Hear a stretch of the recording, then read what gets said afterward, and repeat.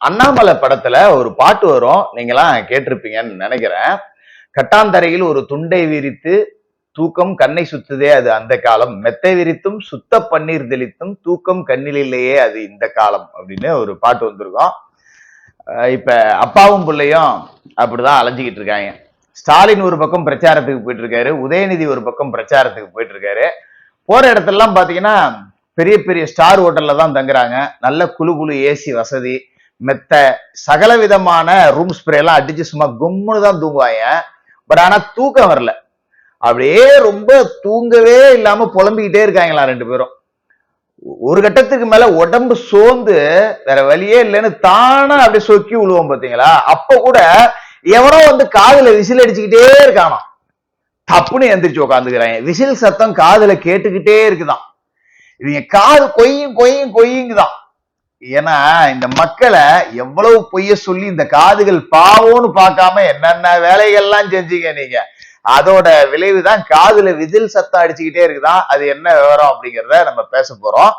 அதுக்கு முன்னாடி கரூர் சம்பவத்துல இன்னும் சில நாட்களில், அதாவது தேர்தலுக்கு முன்பு குற்றப்பத்திரிகை தாக்கல் செய்யப்பட போது, கிட்டத்தட்ட செந்தில் பாலாஜியோட சோழி அப்படிங்கிறது முடிய போகுது. அதுக்காக செந்தில் பாலாஜி அரெஸ்ட் பண்ணுவாங்களா அப்படின்னா கிடையாது. அதெல்லாம் நான் முன்கூட்டியே சொல்லிடுறேன். செந்தில் பாலாஜி கைதுலாம் கிடையாது, அது தேர்தலுக்கு பின்னாடி பார்த்துக்கலாம். இப்ப குற்றப்பத்திரிகையில செந்தில் பாலாஜியோட பெயர் அப்படிங்கிறது சேர்க்கப்பட போது பல அதிகாரிகள், அதாவது கரூரை சேர்ந்த காவல்துறை அதிகாரிகளும் இதுல சிக்கிறாங்க. குற்றப்பத்திரிகை 2 நாள்ல தாக்கல் செய்யப்பட போது.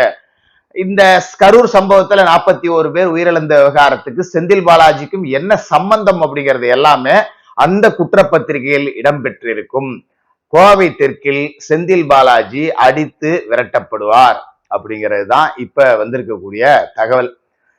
குறிப்பா ஒரு முக்கியமான விஷயம் சொல்லணும் அப்படின்னு பாத்தீங்கன்னா, கரூர்ல கிட்டத்தட்ட கரூர் மாவட்டம் 4 தொகுதி அப்படிங்கிறது 0 அப்படிங்கிற நிலைமையில 4க்கு 4 செந்தில் பாலாஜி அன்கோ திமுக ஜெயிக்கிற மாதிரி இருந்தது. இப்ப டோட்டலாவே கள நிலவரம் அப்படிங்கிறது மாறி போயிடுச்சு. அப்படிதான் இருக்கு. அடுத்ததா பாத்தீங்கன்னா, நேற்று ராகுல் காந்தி வந்து பிரச்சார கூட்டத்துல பேசினாரு. அவருக்கு ரிசல்ட் தெரிஞ்சு போச்சு. காங்கிரஸ்காரனையே தமிழ் தேசியம் பேச வச்சிருக்கு பார் தமிழ் மண்ணு. அதுதான் இந்த தமிழ் மண்ணுக்கு உண்டான பெருமை அப்படின்னு நாம சொல்லிக்கலாம். நேத்து இங்க வந்து ராகுல் காந்தி என்ன சொன்னாரு அப்படின்னா, வழக்கம் போல திமுக ஸ்கிரிப்ட் எழுதி கொடுத்தாம்பல இருக்கு வடக்கதை. நாங்க வந்து டெல்லியில ஆட்சி செஞ்ச காலத்துல திமுகவை நாங்க அடிமைப்படுத்தல, பார்ட்னரா வச்சிருந்தோம். எதுல? திருடுறதுல. 2Gல அடிச்சியா பாதி இங்க கொடுத்துட்டு போ, எதுல கொள்ளையடிச்சாலும் பாதி அப்படிங்கிற மாதிரி தான் நாங்க பார்ட்னரா வச்சிருந்தோம்னு சொல்லாம சொல்லியிருக்காரு. ஆனா பிஜேபி வந்து அதிமுக மிரட்டுதான், நாங்க அப்படி எல்லாம் மிரட்டல அப்படின்னாரு. மானோ ரோஷம் இருந்தா நடந்தது என்னவோ அதை சொல்லியிருக்கணும். தமிழ்நாட்டுக்காரன் எல்லாம் ஞாபக மறதிக்கு உள்ளானவன், ஏமாத்தி இங்க வந்து வடை சுட்டுட்டு போயிடலான்னு பாத்தீங்களா மிஸ்டர் பப்புஜி என்கின்ற ராகுல்ஜி. அதாவது அண்ணா அறிவாலயத்துல கீழே பேச்சுவார்த்தை நடக்குது, தொகுதி பங்கீடு 63 நாயன்மார்னு கருணாநிதி ஊதுனாருல, அந்த 63 சீட்டு எப்படி கொடுத்தது? கீழே பேச்சுவார்த்தை நடத்திட்டு இருக்கிறப்ப மேல ரைடு நடக்குது. என்ன அந்த பேச்சுவார்த்தையில பேசப்பட்டுச்சு? டெல்லியில இருந்து 63 சீட்டு கொடுத்தா அப்படியே ரைடுல ஒண்ணும் கிடைக்கலன்னு வெளில வாங்க, கொடுக்கல அப்படின்னா கலைஞர் டிவிக்கு பணம் போனது உறுதி, அப்படியே தயாளு அம்மால அரெஸ்ட் பண்ணி தூக்கிட்டு வாங்க. கருணாநிதி வேற யாரை தொட்டாலும் கூட வருத்தப்பட்டிருக்க மாட்டாரு. அவர் மனைவி உடனே அல்சைமர்னு சொல்லிட்டுலாம் வடக்கதை சுட்டாங்க பாத்தீங்களா. எங்க அம்மாவுக்கு அல்சைமர் வியாதி இருக்கு, என்ன இருந்ததுன்னு பழசெல்லாம் மறந்துட்டாங்கன்னு சொல்லி பாவப்பட்ட கனிமொழியை பலி கொடுத்த கதை எல்லாமே நமக்கு தெரியும். இந்த அளவுக்கு மிரட்டினாங்க. நீங்க அதுக்கு முன்னாடி வரலாறு பார்த்தாலே தெரியும். 2006ல எத்தனை சீட்டு கொடுத்தாங்க காங்கிரஸுக்கு? 40 சீட்டு. 2016ல குறைச்சு கொடுக்கப்பட்டுச்சு. 2011ல மட்டும் ஏன் 63 சீட்டு? மிரட்டி வாங்கப்பட்டுச்சு. அதுதானே உண்மை. மிரட்டி வாங்கி திமுகவை அழிச்சு ஒழிச்சதே காங்கிரஸ் தான். இங்க வந்து நாங்க வந்து நேர்மையா ஆண்டு கிழிச்சோன்னு வடை சுட்டுக்கிட்டு இருக்காரு ஸ்டாலின். அது மக்களாகிய உங்களோட பார்வைக்கே தெரியும். சரி, இப்ப ஏன் அப்பாவுக்கும் பிள்ளைக்கும் தூக்கம் இல்லை அப்படின்னா, நம்ம ஸ்டாலின் அப்படியே சொல்லியிருக்காரு, பெரிய தப்பு பண்ணிட்டோம், அவனை குறைச்சு மதிப்பிட்டோம் அப்படின்னு சொல்லிட்டு விஜய் அவர்களை குறித்து பேசியிருக்கார். அதனாலதான் காதுக்குள்ள நம்ம எல்லாம் படுத்தோம்னா கொசு சுத்துற சத்தம் தான் கேட்கும், இவங்களுக்கு மட்டும் விசில் அடிக்கிற சத்தம் கேட்டுக்கிட்டே இருக்குதா. என்னன்னா, டிவிக்கே வாங்கக்கூடிய வாக்குகள்ல 100க்கு 70 ஓட்டு திமுக ஓட்டு அப்படிங்கிறது தெரிஞ்சிருக்கு. ஆனா இதுக்கு முன்னாடி இந்த 4 வியூக வகுப்பு புடுங்கிங்களை கொண்டாந்து வச்சிருக்காங்கல்ல, ஆளுக்கு 200 கோடி 300 கோடின்னு கொடுத்து அதாவது தமிழ்நாட்டோட பாரம்பரியம், கலாச்சாரம், பண்பாடு எதுவுமே அங்கேருந்து வர்ற வீர வகுப்பு நிறுவனங்களுக்கு தெரியாது. இவன் ஒரு ஃபார்முலாவை எழுதி வச்சுக்கிட்டு நேரா தமிழ்நாட்டுக்கு வந்துருவான். வட மாநிலங்கள்ல என்ன ஃபார்முலாவை யூஸ் பண்றீங்களோ அதையே கொண்டு வந்து இங்க ட்ரெண்ட் பண்றது. இப்ப ஒரு பல லட்சம் ஐடிகளை உருவாக்கி வச்சுக்கிட்டு ஸ்டாலின் வந்தாருன்னா உடனே லைக்கை தட்டி விடுறது, ஸ்டாலின்ரா அப்படின்னு ஃபயர் விடுறது. நீங்க வேணா பாருங்க, திமுக ஐடி விங்ல பெருவாரியான கமெண்ட்டுகள் இங்கிலீஷ்ல தான் இருக்கும், தமிழ்ல இருக்காது. ஏன்னா இந்த இங்கிலீஷ்ல வர்ற கமெண்ட் பூரா திமுக கட்சிக்காரன் போடுறது இல்ல, இந்த நிறுவனங்களோட பணியாட்கள் ஒவ்வொருத்தர் 100 ஐடியா வச்சுக்கிட்டு போறதுதான் இது வேலை. இவனுக்கு அங்க இருந்து ஒரு ஸ்ட்ராட்டஜியை கொண்டாந்தாங்க. என்ன தெரியுங்களா? ஒரு கட்சி ஆட்சியில இருக்கும்போது இன்னொரு புது கட்சி உருவானா ஆன்டி இன்கம்பன்சி, ஆட்சிக்கு எதிரான மனநிலையில இருக்கக்கூடியவர்கள் புது கட்சியை தேடி போவாங்க. அப்ப எதிர்ப்பு ஓட்டுகள் 2ஆ பிரியும், நாம அதுல ஜெயிச்சிடலாம் அப்படின்னு இந்த வியூக வகுப்பு நிறுவனங்கள் எல்லாம் கணக்கு போட்டு கொடுக்க, இங்க அடி எப்படி வலுவா மாறி விழுந்துருச்சுன்னா, திமுக தன்னோட மிகப்பெரிய பலமா நினைக்கக்கூடியது கூட்டணி. இப்ப இந்த பிரேமலதா அந்நியார் உள்ள போன பிறகு கூட்டணி நாசமா போயிடுச்சு. இந்த பக்கம் ஏடிஎம்கே சைட்ல பாத்தீங்கன்னா ஏடிஎம்கே, அமமுக, பிஜேபி, பாட்டாளி மக்கள் கட்சி, ஐஜேகே எல்லாம் ஒருத்தனுக்கு ஒருத்தன் உசுர கொடுத்து வேலை செஞ்சுட்டு இருக்கான். இதுதாண்டா தமிழ்நாட்டுக்கே கடைசி தேர்தல் ஆயிடும். நாம தோத்துட்டோம்னா கருணாநிதி குடும்பத்துக்கிட்ட தமிழ்நாட்டை வித்த மாதிரி ஆயிடும். இது வாழ்வாசாவா தேர்தல். இந்த தேர்தல் தமிழ்நாட்டுக்கும் கருணாநிதி குடும்பத்துக்கும் நடக்கக்கூடிய தேர்தல். இந்த கொள்ளகார கோபாலபுரத்து கூட்டத்தை அடிச்சு விரட்டணும் அப்படின்னு உசுர கொடுத்து வேலை செய்யறாங்க. இதுக்கு தோதா ஸ்டாலின் நேற்று ஒரு தமிழர் தான் முதல்வர் ஆகணும்ட்டாரு. அப்ப தமிழர் எடப்பாடி பழனிசாமி முதல்வர். இந்த கூட்டத்தை ஓங்கோலுக்கு மறுபடியும் சிறு கொம்மாபாளையத்தையே விரட்டி அடிக்க வேண்டியதான்.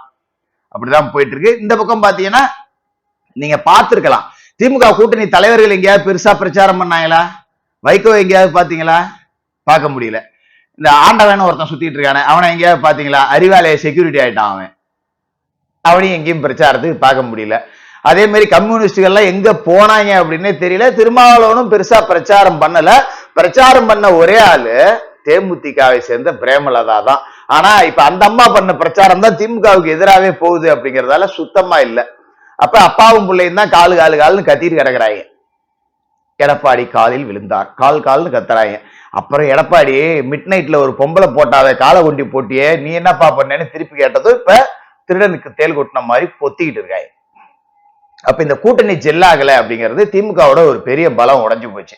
2வது பெரிய பலம்னா, நாங்க இல்லைன்னா பிஜேபி உள்ள வந்துடும் மிரட்டியே இஸ்லாமிய கிறிஸ்துவ வாக்குகளை வாங்கிட்டு இருந்தாங்க. இப்ப அவர்களே இவர்களை விரட்டி அடிக்கக்கூடிய நிலை அப்படிங்கிறது வந்துருச்சு. கிறிஸ்துவ வாக்குகள் பெரும்பாலும் கடற்கரையோர மாவட்டங்கள்ல இந்த மதம் மாறிய கிறிஸ்துவ வாக்குகள் நிறைய இருக்கு. அது எல்லாமே ஆட்டோமேட்டிக்கா விஜய போய் சேருது அப்படிங்கிறது மறுக்க முடியாத உண்மை. அதுல ஒரு டேமேஜ். இஸ்லாமிய வாக்குகளும் முன்ன மாதிரி முழுசா விழாம ஒரு 100க்கு 60 ஓட்டு 65 ஓட்டு தான் திமுகவுக்கு போகும் அப்படிங்கிற ஒரு நிலைமை அப்படிங்கிறதும் இருக்கு. இதுல எஸ்ஐஆர்ல நிறைய வாக்குகள் போலிங்கே ஆகாது, எங்கேயோ பேரை சேர்த்து வச்சுட்டு எங்க இருப்பாங்க. இதை பூரா இவனுங்க ஜாலியா போட்டு விளையாண்டுக்கிட்டு நல்லா என்ஜாய் பண்ணி கொளுத்து தின்னு வாக்கரிசி போட்டு தமிழ்நாட்டை வித்து தின்னுட்டு இருந்தாங்க. எஸ்ஐஆர் மூலியமா அதெல்லாம் நீக்கப்பட்டது ஒரு பெரிய ஐடியா ஆயிடுச்சு. அடுத்ததா பாத்தீங்கன்னா, இவங்க பெருசா நம்பின அரசு ஊழியர்கள், ஆசிரியர்கள் வாக்கு. இப்ப தபால் ஓட்டுகள் நான் கேள்விப்பட்ட வரைக்கும், நம்ம போய் எட்டியெல்லாம் பார்க்க முடியாது, உங்களுக்கு எப்படி தெரியும், எண்ணி பாத்துட்டீங்களான்லாம் கேட்க வேண்டியதில்லை. நாம விசாரிச்ச வகையில பல அரசு ஊழியர்கள், ஆசிரியர்கள் இவங்க எல்லாமே பாரம்பரிய திமுக வாக்காளர்கள்.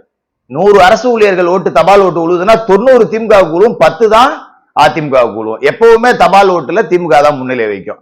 ஆனா இந்த முறை பாத்தீங்கன்னா 100 ஓட்டு இருக்குன்னா அதிமுக குழுற 10ல ஒரு 5 எக்ஸ்ட்ரா 15ஆ விழுந்திருக்கு. திமுக குழுற 90ல 60 ஓட்டுக்கு மேல டிவிக்கு வாங்கியிருக்கு அரசு ஊழியர்களோட ஓட்டை.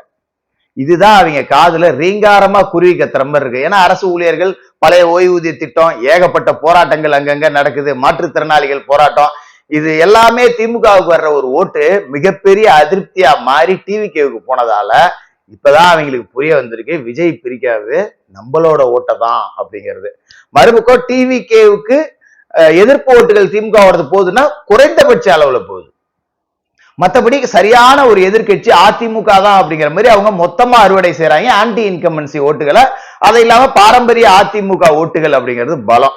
பன்னீர் மாதிரி, வைத்திலிங்கம் மாதிரி, செங்கோட்டையன் மாதிரியான ஆட்கள் போயிருந்தாலும் தொண்டர்கள் அப்படியே பலமா இங்கேயே உட்கார்ந்துருக்காங்க அப்படிங்கிறது தான் ஒரு அசைக்க முடியாத சக்தியா இருக்கு. இன்னொரு பக்கம் பாத்தீங்கன்னா இலவச பேருந்து, மகளிர் உரிமை தொகை அப்படின்னு பெண்கள் வாக்கை இவங்க கவர முயற்சி செஞ்சாங்க. அதுக்கு முக்கிய காரணம் அதிமுகவோட பலமா இருந்தது பெண்களோட ஓட்டு. அதுக்கு காரணம் அந்த கட்சியோட தலைவர் ஒரு பெண்மணி, மறைந்த அம்மா ஜெயலலிதா அவர்கள் ஒரு இரும்பு பெண்மணி. மற்ற பெண்கள் எல்லாமே எனக்கு ஒரு முன்னுதாரணம், ரோல் மாடல்னு சொல்ற அளவுக்கு இருந்தாங்க. அதனால பெண்கள் ஓட்டு முழுக்க அதிமுகவுக்கு போச்சு. அவங்க மறைந்த பிறகு அந்த ஓட்டு போகல, அதுதான் உண்மை. அது திமுகவுக்கு இந்த 10 வருட ஆன்டி இன்கமன்சியால 2021 திமுகவுக்கு போச்சு. அதை தக்க வச்சுக்கிட்டாலே நாம ஜெயிச்சிடலாம் அப்படின்னு சொல்லிட்டு தான் மகளிர் உரிமை தொகை, இலவச பேருந்து இதெல்லாம் கொடுத்தாங்க. இப்ப பெண்கள் ஓட்டு திமுகவுக்கு உளுந்துகிட்டு இருந்தது அப்படியே கொத்தா டிவிகே பக்கம் போயிட்டு இருக்கு. அப்ப நாம பலமா நினைச்ச ஆசிரியர்கள் ஓட்ட டிவிகே பக்கம் போகுது, நம்ம பலமா நினைச்ச இஸ்லாமிய கிறிஸ்துவ சிறுபான்மை ஓட்டுகள் டிவிகே பக்கம் போகுது, நம்ம பலமா நினைச்ச தலித் ஓட்டுகள் டிவிகே பக்கம் போகுது, நாம பலமா நினைச்ச பெண்கள் ஓட்டு டிவிகே பக்கம் போகுது. ஆனா அதிமுகவோட ஓட்டு அப்படியேதான் இருக்கு. விஜய் மொட்டை அடிக்கிறது நம்மளதான். இந்த வியூக வகுப்பு நிறுவனங்கள் எல்லாம் தமிழ்நாட்டு மக்களை நாம ஏமாத்தின மாதிரி நம்மள ஏமாத்திருக்கானுங்க அப்படிங்கிறது ஸ்டாலினுக்கு இப்பதான் புரியுது. அதனாலதான் போற இடத்துல பூரா தூக்கம் இல்லாம அலைஞ்சுக்கிட்டு இருக்கார். இதுதான் நடக்க போகுது. டிவிக்கு எங்கெல்லாம் அதிகபட்ச ஓட்டு வாங்குதுன்னு போய்கிட்டே இருக்கும், அங்கெல்லாம் அதிமுகவோட கிரேஸ் மேல போயிட்டு இருக்கோம். கிட்டத்தட்ட இது க்ளோஸ் காலா போறதுக்கு முன்னாடி காசை கொடுத்து சரி கட்டக்கூடிய வேலையை திமுக செஞ்சுக்கிட்டு இருக்காங்க. கரூர்ல ஓட்டுக்கு 6000 ரூபாய் வழங்கப்பட்டிருக்கு பல இடங்கள்ல, இன்னும் 4000 தரதா வாக்குறுதியும் கொடுக்கப்பட்டிருக்கு.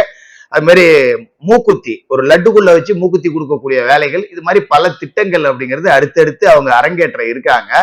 எல்லாத்தையும் வாங்கிக்கிங்க, எல்லாம் உங்ககிட்ட திருடின காசு தான். எல்லாத்தையும் வாங்கிக்கிட்டு கடைசியில உதயசூரியனுக்கு ஓட்டு கேட்டு வந்தா அண்ணனுக்கு ஒரு ஊத்தப்பம் அப்படின்னு சொல்லி அடிச்சு விரட்டுவீங்கிற நம்பிக்கையோட தொடர்ந்து பேசுவோம்.